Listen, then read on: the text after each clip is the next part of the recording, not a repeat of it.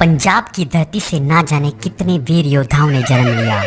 इन वीर योद्धाओं की कहानियां सुनकर रोंगटे खड़े हो जाते हैं। ऐसे ही एक वीर योद्धा और महापुरुष की कहानी हम आपको बताने जा रहे हैं, जो अपना शीश कटने के बाद भी मुगलों से लड़ते रहे थे। इस वीर योद्धा का नाम है बाबा दीप सिंह जी। बाबा दीप सिंह जी की वीर गाथा सुनने के बाद उन्हें नमन करने का मन करता है। दोस्तों, आपसे विनती है कि इस वीडियो को अंत तक जरूर देखिएगा, ताकि आपको भी पंजाब और भारत के इस योद्धा की सच्ची कहानी पता चल सके। बाबा दीप सिंह जी का जन्म 26 जनवरी 1682 को अमृतसर में हुआ था। बाबा दीप सिंह जी के पिता का नाम भाई भगतू और माता का नाम जियोनी था।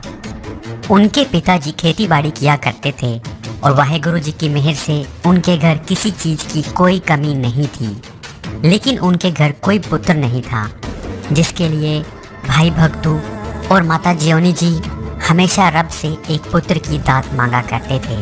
कुछ समय बाद उनकी भेंट एक संत जी से हुई, जिन्होंने उन्हें आशीर्वाद दिया कि उनके घर एक बहुत वीर और गुणवान पुत्र होगा, जिसका नाम वो दीप रखें। इस तरह कुछ समय बाद बाबा दीप सिंह जी का जन्म हुआ। सिख इतिहास में सिख गुरु साहिबानों के बाद दो योद्धाओं को सबसे ज़्यादा सम्मान दिया जाता है। वो थे बाबा दीप सिंह जी और बाबा बंदा सिंह बहादुर जी, जिन्होंने अपने पंथ के लिए शहादत दे दी और आगे आने वाली पीढ़ियों को पंथ के लिए मर मिटने की प्रेरणा दी।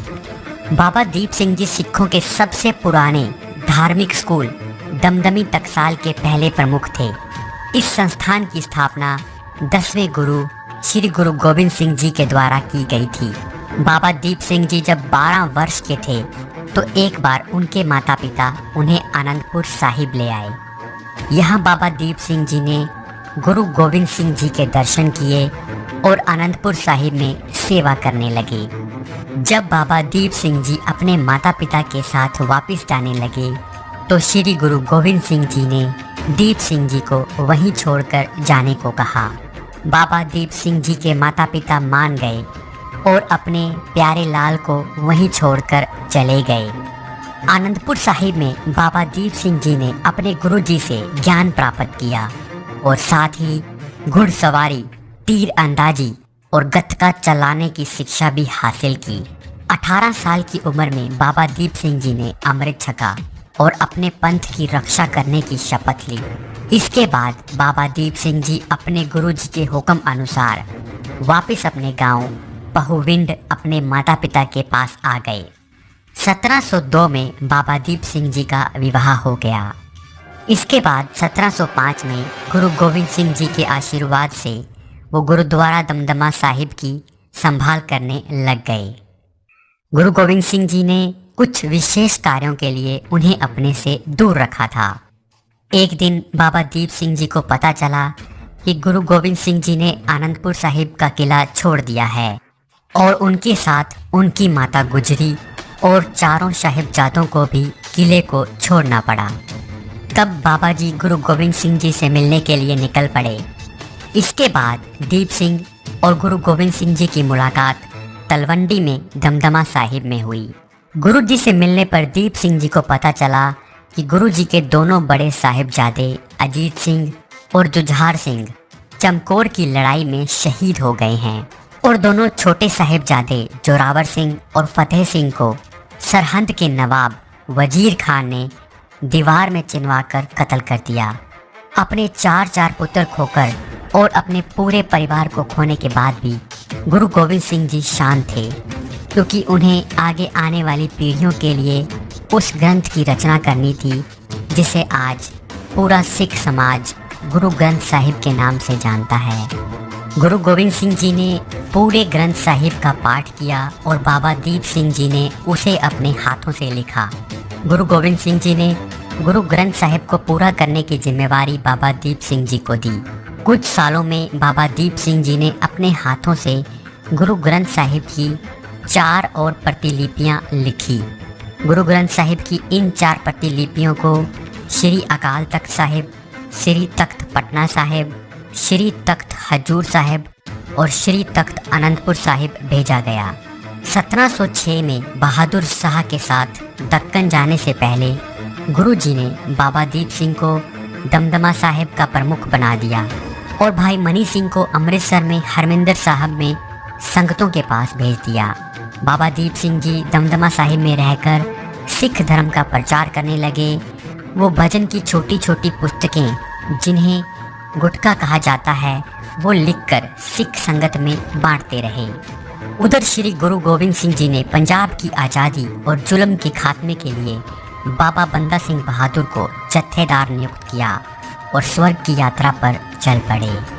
बाबा दीप सिंह बाबा बंदा सिंह बहादुर के साथ मिलकर सरहंद की लड़ाई लड़े और दोनों छोटे साहिबजादों के कत्ल का बदला लिया। इस लड़ाई में जुल्म का पर्याय बन चुका वजीर खान मारा गया।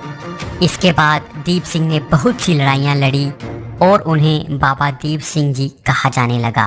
वो शहीद जत्थे के मुखिया बने। इस जत्थे ने बहुत सी लड़ाइयाँ लड़ी और जीती। जुल्म करने वाले लोगों में इस जत्थे का खौफ था। कमज़ोरों और मजलूमों की ये जत्था मदद करता था। इस जत्थे की पहुंच बहुत दूर दूर तक हो गई थी, पर बाबा दीप सिंह जी तलवंडी साबो में ही रहे। 1755-56 में अहमद शाह अब्दाली ने भारत पर आक्रमण किया। इस आक्रमण में उसने भारत में बहुत लूट मचाई। उसने दिल्ली, आगरा और मथुरा तक लोगों को लूटा। इस लूट के बाद उसने बहुत सी लड़कियों और महिलाओं को बंदी बना लिया, जिन्हें अब्दाली दासों के बाजार में बेच देना चाहता था। अब्दाली धन और इन स्त्रियों को अपने साथ लेकर पंजाब से गुजरने वाला था। तब गुरु सिख बाबा दीप सिंह जी ने अपने गुरु की शिक्षा पर चलते हुए उसकी कैद से उन मासूमों को बचाने की योजना बनाई। उस समय बड़े बड़े योद्धा अब्दाली से खौफ खाते थे और कोई भी अब्दाली से पंगा नहीं लेना चाहता था। लेकिन बाबा दीप सिंह जी की सोच थी कि उन्हें भारत की बहू बेटियों को उससे बचाना है। इसीलिए कुरुक्षेत्र के पास मारकंडा नदी के किनारे बाबा दीप सिंह जी ने अपने सिख वॉरियर्स के साथ अब्दाली के काफिले पर जबरदस्त हमला बोला। इस हमले का मकसद सिर्फ उन स्त्रियों को बचाना था, जिसमें सिख वॉरियर्स बहुत हद तक सफल रहे। इसके बाद भी 1761 में पानीपत की तीसरी लड़ाई के बाद जब अब्दाली लूट का सामान लेकर जा रहा था, तब भी सिख वॉरियर्स ने उससे बहुत सारा धन लूटकर बंदियों को आज़ाद करवा दिया था। जिसके बाद अब्दाली सिखों से बहुत खार खाने लगा था और वो सिखों के साथ साथ उनके धार्मिक स्थलों को भी नष्ट कर देना चाहता था। अहमद शाह अब्दाली ने पंजाब को अपने कब्जे में ले लिया था और अपने पुत्र तैमूर शाह को लाहौर का गवर्नर नियुक्त कर दिया था। तैमूर के सिपह सालार जहान खान ने 1757 में अमृतसर पर कब्जा कर लिया।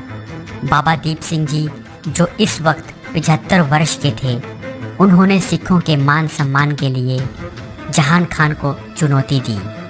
उन्होंने अपने साथ बहुत से सिखों को मिलाया और अमृतसर की ओर कूच किया। अमृतसर से 10 मील की दूरी पर तरन तारण में सिखों की संख्या 5000 हो गई थी। हालांकि उनकी ये संख्या जहान खान की सेना के सामने बहुत कम थी, फिर भी हर सिख योद्धा अपनी जान देने के लिए तैयार था।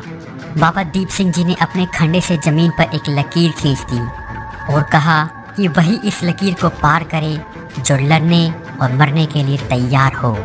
सिखों से लड़ने के लिए जहान खान ने 20,000 सैनिकों को भेजा। सिखों और जहान खान के सिपाहियों में अमृतसर से 5 मील दूर गोहारवल गांव में जबरदस्त लड़ाई हुई।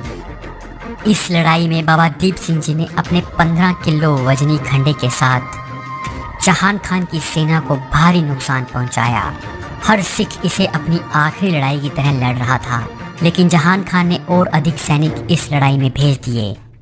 लड़ाई में कमांडर जमाल खान और बाबा जी के बीच युद्ध शुरू हो गया और दोनों ने अपनी तलवार घुमाई, जिससे दोनों के सर धड़ से अलग हो गए। शीश धड़ से अलग होने पर एक सिख योद्धा ने बाबा जी को उनका प्रण याद दिलाया कि उन्हें हरमंदिर साहिब पहुंचना है। इसके बाद बाबा जी ने अपना शीश अपनी तली पर रख लिया और एक हाथ से खंडा चलाते हुए हरमंदिर साहिब की ओर चल दिए। इस हैरान कर देने वाले दृश्य और बाबा दीप सिंह जी की बहादुरी को देख मुगल सैनिक भाग खड़े हुए। बाबा जी ने हरमंदिर साहिब पहुंचकर अपना सर परिक्रमा में चढ़ा दिया और प्राण त्याग दिए। सिखों ने यह लड़ाई जीत ली और बाबा दीप सिंह जी का नाम इतिहास में अमर हो गया। बाबा दीप सिंह जी का अदम्य साहस और उनकी सच्ची भक्ति आने वाली पीढ़ियों को शिक्षा देती रहेगी। दोस्तों, अगर आपको भी ये कहानी प्रेरणा देती है तो इस वीडियो को ज़्यादा से ज़्यादा शेयर करें।